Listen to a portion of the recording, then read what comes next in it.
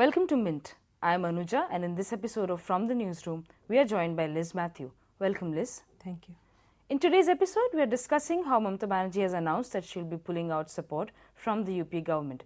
As the political crisis deepens, we talk to Liz. Liz, my first question to you is, do you see a chance of patch-up between Trinamool Congress and the UPA government, specifically the Congress party? See, Mamata Banerjee has been threatening the government for different occasions. Like for example, for FDI in retail, when the government took the decision earlier, and also on different bills. And whenever the government raised the fuel charges, she protested and she sent this message of threats to the government. But finally, yesterday, she took that on Tuesday night. She announced that she is going to pull out of the UPA, and also her ministers are going to resign from the government on Friday.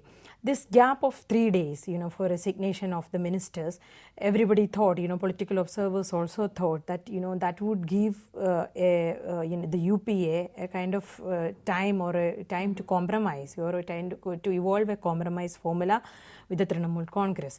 But today on Wednesday morning, she reiterated that, and she has said that, there has to be a reduction in the diesel prices by ₹3, and there is no question of FDI in retail, and also that the subsidized LPG gas cylinders number should be increased from 6 to 24, which is the government is not likely to consider these demands in that scenario. And the kind of language Ms. Banerjee used against the Congress, calling Congress distorting the fact, and there is confusion in the party. She has actually I think sought the ties for as of like sought the ties completely. And it is not likely to, go for a compromise with the Congress. And from the Congress side also, it seems now the leaders, the way they talk, is that they are not trying to, they don't believe that there can be a compromise formula, there can be a patch-up with the Trinamool Congress now.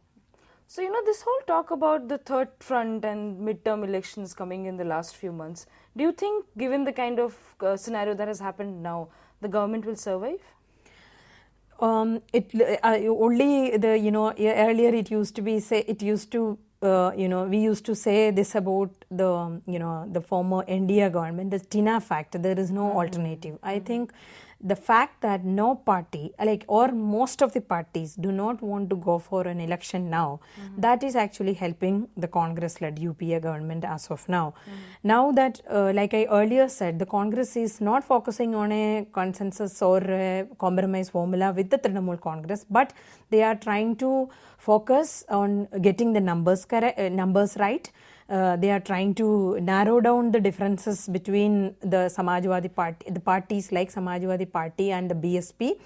I think, for FDI, the kind of vibes we are getting from the Congress is that they don't want any, kind of coming down on the FDI issue, foreign direct investment issue in multi-brand retail. They are firm on that, but they are considering some kind of compromises when it comes to the diesel prices and the LPG, because even Mrs. Gandhi has asked for apparently asked for a review of the decision because it is directly affecting the people. So they are trying to work out this formula with this Samajwadi Party, BSP, and other parties, other parties. And also, I think, Congress is trying to evolve some or announce some decision on Telangana, wherein they can, get the support of some smaller parties from there also.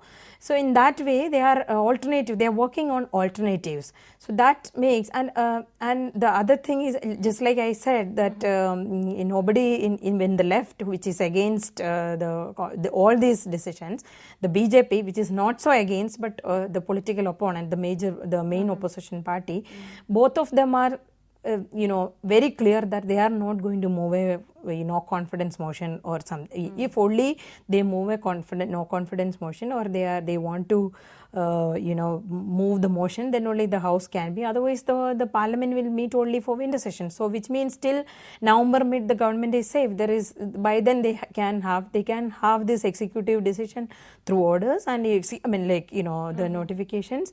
So, the government will survive at least till then.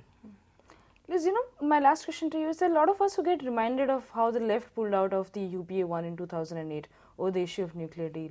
You've seen it all. How do you draw comparisons, the whole political atmosphere then, or the way it is going right now?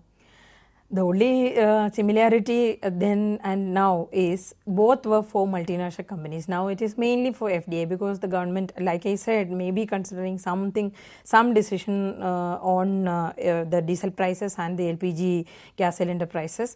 But on FDI, they are not making any compromise. Obviously, it is for the multinational companies. That time, it was for the US, the Indo-US nuclear deal.